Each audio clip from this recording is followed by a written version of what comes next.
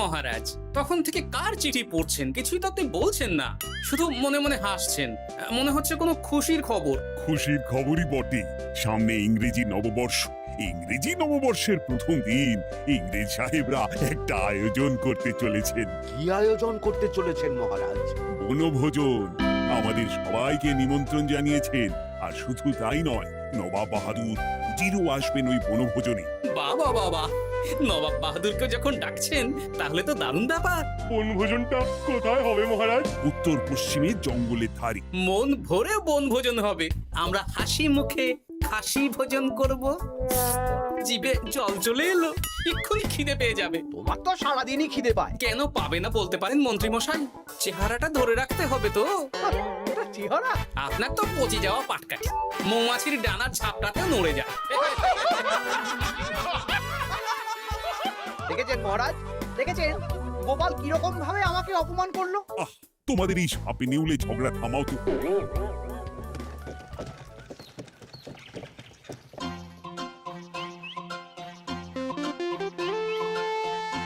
কি গো ভোলা, সামনে তো ইংরেজি নববর্ষ, নতুন বছর চলে এলো।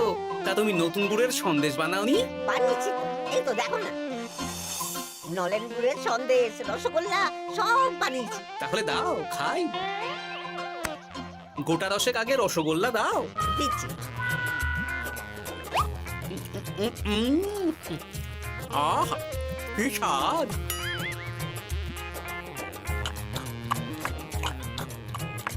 সবকটাই খেলাম, কিছুই গেল না বাদ। এবার সন্দেশ দি। দাও দাও দাও দাও। দারুণ দারুণ। এই শীতকাল মানেই তো খাওয়া, আর খাওয়া মানেই শীতকাল। এই না, ধরো।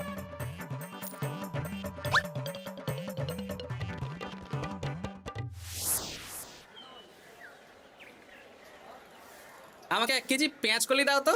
রাতে গরম গরম রুটি আর পেঁয়াজ কলি ভাজা একদম জমে যাবে, কি বলো? গোপাল দাদা, আমার খুব ভালো লাগে। তাছাড়া নতুন বছর আসছে বলে কথা, এখন খেতে হবে আর মন ভালো রাখতে হবে, তাই না? ঠিক বলেছ।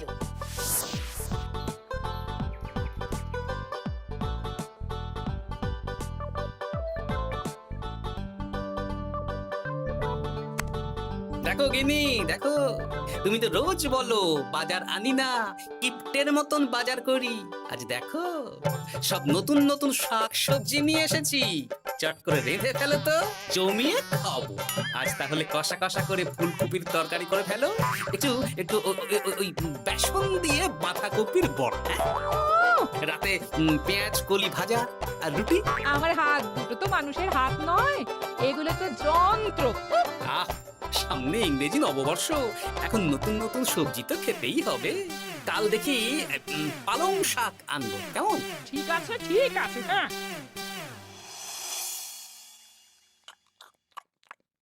বলছি গিন্নি, আমি আমি খেতে খেতে আরো কয়েকটা বাঁধাকপির বড়া ভেজে ফেলবো না? এই তুমি কি মামার বাড়িতে আবদার পেয়েছো? হ্যাঁ, না, এটা আমার বাড়ির আবদার। এত খেও না, খেও না, এবার শরীর খারাপ করবে। আবার রাতে খেও। আহ, আমার কিছু হবে না, দাও তো।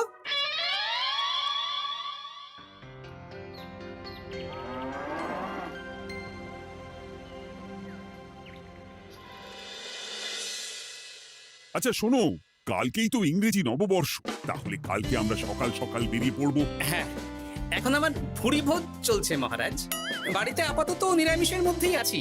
কাল দাঁতের ব্যায়াম হবে। বেশ, রাজসভার সকল সভাসদদের বাড়িতে রাজবাড়ি থেকে গাড়ি যাবে সকাল সকাল। সবাই প্রস্তুত থেকো কিন্তু। হ্যাঁ মহারাজ। ইংরেজি নববর্ষে বনভোজন হবে। ইংরেজ সাহেবদের সাথে সুযোগ পেলে ব্যবসা বাণিজ্য নিয়ে আলোচনাও হবে। আমি তো ভাবছি ওই জঙ্গলের কাছে নদী, নদীতে গিয়ে মাছ ধরবো আর মাছ ভাজা খাবো। ওই আবার খাবার, এ তো থামতেই চাইছে না। দেখুন মন্ত্রী মশাই, জীবনে দুটোই উদ্দেশ্য আমার, বাঁচার জন্য খাওয়া আর খাওয়ার জন্য বাঁচা।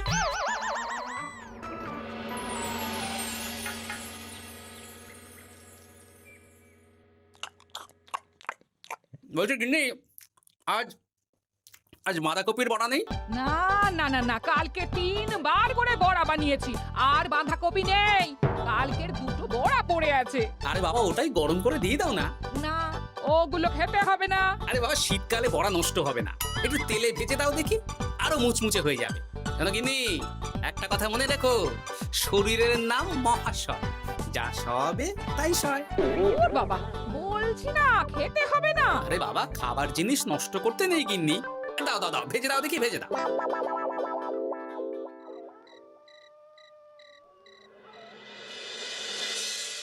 ওমা গো, এই পেটটা কেমন গুড়গুড় করছে গো, এক্ষুনি মনে হচ্ছে বাইরে যেতে হবে। ওই শুরু হয়ে গেল তো। তখন কতবার করে বললাম গতকালের বাঁধাকপির বড়া খেও না, খেও না। আমাকে বড় বড় কথা শুনিয়ে দিলে, এখন বড় বাইরে ছোট। আহ, শান্তি। এই এই রে, আবার গুড়গুড় করছে। এ কি গো, আবার? হ্যাঁ, আবার কালকে আবার ইংরেজি নববর্ষ উপলক্ষে ইংরেজ সাহেবদের সাথে বনভোজন আছে।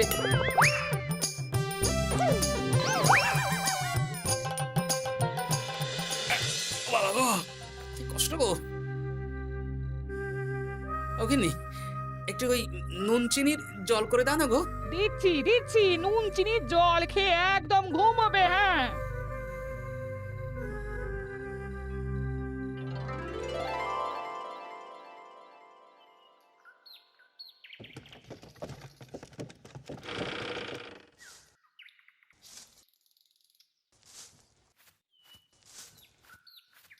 ওনার পেটের ব্যায়ামও হয়েছে, উনি বনভোজনে যেতে পারবেন না। সে কি গোপাল যেতে পারবে না?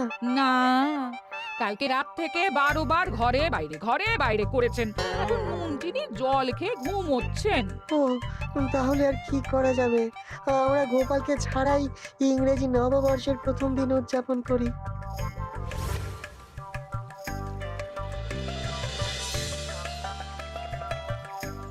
পান করুন, পান করুন, কমলা লেবুর রস পান করুন।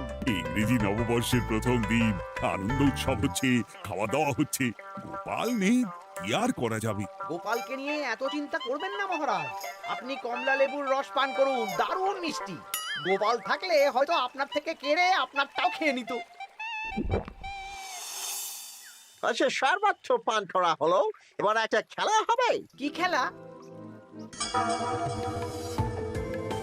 আজকে আমরা এই পাথরটাই বিক্রি করতে চাই। এক বিশেষ পাথর, বছরের প্রথম দিনে যে পাথর কিনবে তার সারা বছর ভালো কাটবে। আচ্ছা, তাহলে আমি কিনবো। কিন্তু সাহেব, আমার মনে হয় না যে বাংলার নবাব বা রাজা কৃষ্ণচন্দ্রের এই পাথর কেনার মতো ক্ষমতা আছে। কিছু মনে করবেন না সাহেব, তবে আমাকে ক্ষমতা দেখাবেন না। আমি হলাম এই বাংলার নবাব। তবু আমার মনে হয় না আপনি বা কৃষ্ণচন্দ্র এই পাথর কিনতে পারবেন। আপনি দাম বলুন না। আপনি বলুন কত দিতে পারবেন বলুন। পাবন, আমরা নিলাম করছি। আমি 100 মোহর দেব। আমি 200 মোহর দেব। আমি 500 মোহর দেব। এই তো জমে উঠেছে। আমি 1000 মোহর দেব। আমি তাহলে 1500 মোহর। মহারাজ করছেন কি? একেই বলে রাজায় রাজায় যুদ্ধ। তুমি চুপ করো। আমি 10,000 মোহর দিতে রাজি। ভালোই ঠোপ গিলি আছে। হয়ে গেল এইটুকু। আমি 50,000 মোহর দেব। 50,000 এক, 50,000 দো, 50,000। আমি 1 লাখ মোহর। সাবাস। আমি 1.5 লাখ মোহর। আমি 3 লাখ মোহর দেব। কৃষ্ণচন্দ্র, হাল ছেড়ে দাও, তুমি আমার সাথে পারবে না। আমি বাংলার নবাব, আমার অধীনের একটা ছোট্ট রাজ্য সামলাও তুমি। আর কাদের সামলাও? একটা জ্যোতিষী যার কোনো কাজ নেই, আর একটা কবি যে বস্তা পচা কবিতা লেখে, আর আর ওই মূর্খ মন্ত্রী। ওদের নিয়ে তুমি আমাকে টেক্কা দেবে? 3 লাখ এক, 3 লাখ দুই, 3 লাখ। আমি খাস 500 বিঘা জমি দেব। নিন। ও, এই নতুন বছর ভালোই কাটবে। মহারাজ, এটা করবেন না। চুপ করো তুমি। বলুন নবাব বাহাদুর। 1000 বিঘা জমি। ইস, এমন সময় যদি গোপাল থাকতো। উপস্থিত। আরে, মেঘ না চাইতেই জল। এসো গোপাল, এসো। আমার ওটা চাই। কৃষ্ণনগর বিক্রি হলেও আমি ওই পাথর নিয়েই ছাড়বো। ব্যাপারটা কি মহারাজ, কি চাইছেন? গোপালটার এত খাবার লোভ যে বেটার পেটের সমস্যা নিয়েও চলে এসেছে। আমি না আসলে হয় মন্ত্রী মশাই। তা ব্যাপারটা কি বিজ্ঞানী? আরে দেখো না গোপাল, মহারাজ তো একটা পাথরের জন্য প্রায় কৃষ্ণনগরটাকেই নিলামে তুলে দেবেন। কি কৃষ্ণচন্দ্র, চুপ কেন? বলো। 50 বর্গ মাইল জমি। আমি 60 বর্গ মাইল জমি। মহারাজ আপনি ছেড়ে দিন। আমি ছেড়ে দেবো? বাজি হেরে যাবো। আমার কথা শুনুন মহারাজ, আমি ওরকম পাথর আপনাকে পাইয়ে দেব, আপনি ছেড়ে দিন। মহারাজ, গোপালের কথা শুনবেন না। আপনার মান সম্মান নেই, আপনি একজন রাজা, আপনার সম্মান আছে। আপনি চুপ করুন তো মন্ত্রী মশাই। এই বাজির লড়াই লড়তে গিয়ে কৃষ্ণনগর চলে গেলে আপনি কোথায় থাকবেন শুনি? আকাশে? সব রাজ্যবাসী কোথায় থাকবে? কেন ইংরেজ সাহেবদের পায়ে লুটিয়ে যাব? দেখুন মহারাজ, মুহূর্তের মধ্যে মন্ত্রী মশাই কেমন পাল্টে খেয়ে গেলেন। আপনি আমার কথা শুনুন মহারাজ। কি করবো বলো? আপনি বলুন 70 বর্গ মাইল। বলছো? হ্যাঁ বলুন না। বেশ, আমি 70 বর্গ মাইল। দেখি নবাব বাহাদুর, আপনি কত দূর যেতে পারেন। দেখি কত সাহস, কত ক্ষমতা আপনার। জাহাপানা, গোপালটা এমন পাকামো শুরু করেছে না, আপনি এমন একটা হাঁক দিন যাতে কৃষ্ণচন্দ্রের মুখ একেবারে শুকিয়ে যায়।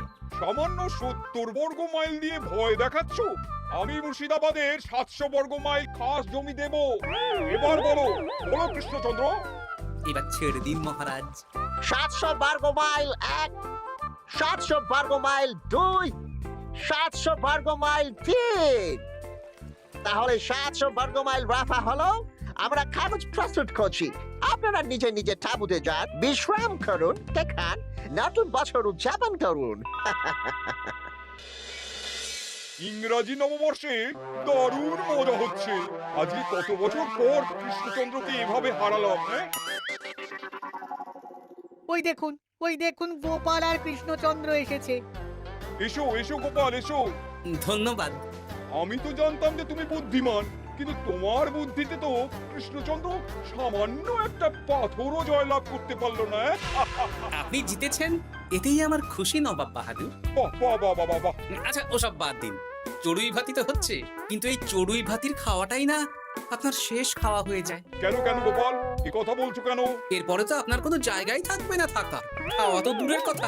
তুমি এসব উল্টোপাল্টা কথা বলছো গোপাল। সোজা কথাই বলছি নবাব বাহাদুর। আপনি যে 700 বর্গ মাইল জমির কথা বললেন ওদের দিচ্ছেন, আপনি কোনোদিন মেপে দেখেছেন আপনার মুর্শিদাবাদে 700 বর্গ মাইল জমি আছে কিনা? মানে?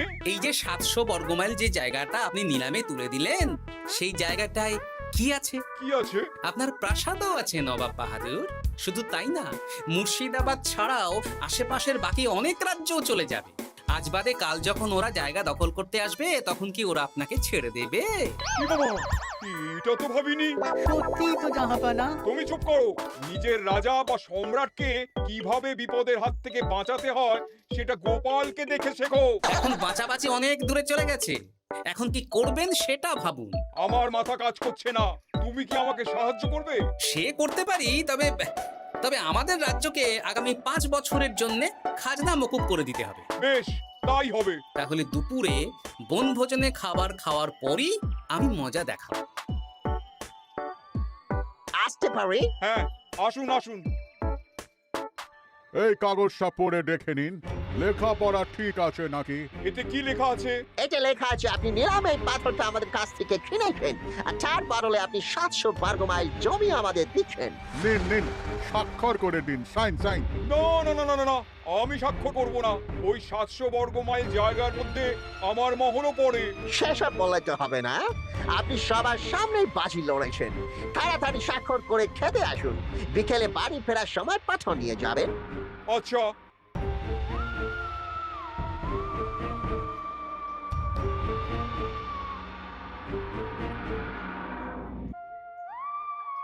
ও গোপাল, এবার কি হবে? আমি তো স্বাক্ষরও করে দিলাম। একবার যখন কথা দিয়ে দিয়েছি, সেটার খেলাপ কিভাবে করব? আপনি এত ভাবছেন কেন জাহাপানা?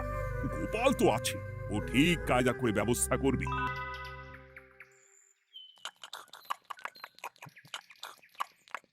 আহ, এই কদিন নিরামিষ খেয়েছিলাম, এখন হাসি মুখে খাসি খেয়ে মনটা ফুরফুরে হয়ে গেল। তাহলে আর একটু মাংস নাও গোপাল। আরে আরে, একটা দুটো টুকরো দিয়ে কি হবে, পুরো বালতিটাই বসিয়ে দিন না। ইংরেজি নববর্ষ বলে কথা, আজকে বেশি বেশি খেলে সারা বছর বেশি বেশি খেতে পারবো। এই তো গোপাল, তোমার পেটের ব্যামো ছিল আর এখন এত খাচ্ছ, সামলাতে পারবে তো? আমি তো একটাই কথা বলি, শরীরের নাম মহাশয়, যা সবে তাই সয়। এখানে আবার মাংসের পাকোড়া ছায়ের বন্দোবস্ত আছে। সব হজম করে দেব। উম, আচ্ছা, আপনি ঢেকুর তুলছেন কেন ইংরেজ সাহেব? ওই আর কি, আমার আবার বেশি তেল মশলা সহ্য হয় না। আমি স্বল্পাহারী, অল্প আমি লিটল খাবার খাই। বেশ, বুঝলে বিজ্ঞানী, তোমাকে একটা পাঁচন বানাতে হবে। এ কি পাচন? আরে এই বাগান জঙ্গলে অনেক গাছপালাই তো আছে, তুমি এমন একটা পাঁচন বানাও যেটা আমি ইংরেজ সাহেবদের খাওয়াবো। তারপর আচ্ছা বেশ বেশ।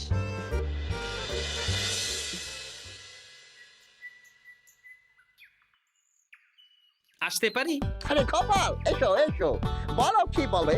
বলবো না, খাওয়াবো। কি খাওয়াবে তুমি? হজম করার পাঁচন খাওয়াবো। দুপুরে খাওয়ার সময় দেখলাম আপনি ঢেকুর তুলছেন, ওহো, আর কি, তাই তো আমি কম খাই। সেই জন্যই তো আপনাদের সবার জন্য পাঁচন নিয়ে এলাম। এটা খেলে যেমন হজম হবে তেমনি বুদ্ধিও বাড়বে। চাই বুঝি? হ্যাঁ, আমি তো এটাই খাই।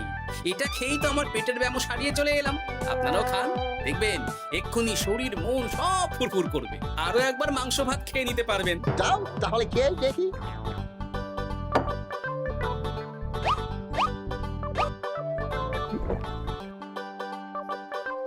এই সেরেছে, আমার পেটটা কেমন গুড়গুড় করছে, আমাকে এখনই যেতে হবে। আরে আরে, যাচ্ছেন কোথায়? আমি তো আপনাদের সাথে গল্প করতে এলাম। ওরে বাবা রে বাবা, আমাকেও যেতে হবে বলে মনে হচ্ছে। আমরা আপনাদের সাথে একটু গল্প করতে এলাম। আজ ইংরাজি নববর্ষ বলে কথা। ও সব গল্প পরে হবে, পরে হবে। ব্যাস, কাজ হয়ে গেল। এবার কেউ একজন নবাব বাহাদুরকে ডেকে আনুন তো।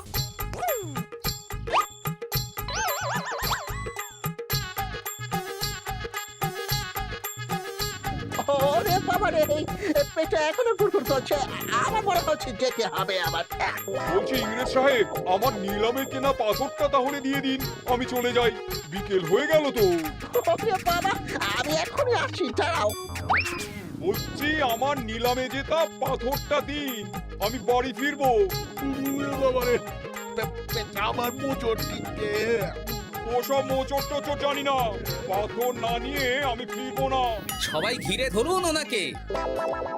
এই সেরেছে, দেখে ছোট, এবার একেবারে লেজে গোবরে হয়ে যাবে। আমাকে বেরোতে দিন, বেরোতে দিন। না না না না না, আগে পাথর দিন, তারপর বেরোতে দেবো। ওরে বাবা রে, আমার পেট আবার গুড় গুড় করিতেছে। আগে আমার পাথর দিন।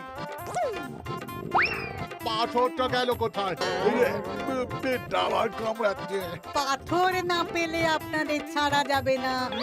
আরে বাবা রে, ওই পাথরটার দাম তো সামান্য 5 মোহরও নয়। মানে আমি যে 700 বর্গ মাইল জায়গা দেবো বলে সই করলাম।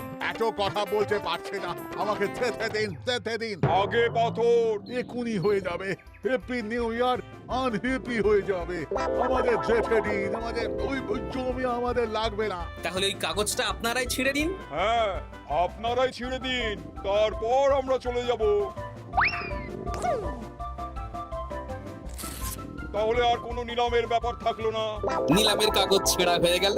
এই নিন আপনাদের পাথর, আর কোনো কথা নেই। নো নো নো, ওরে বাবা। ঠিক আছে, যান তাহলে। হ্যাঁ, কি নবাব বাহাদুর, এবার শান্তি তো?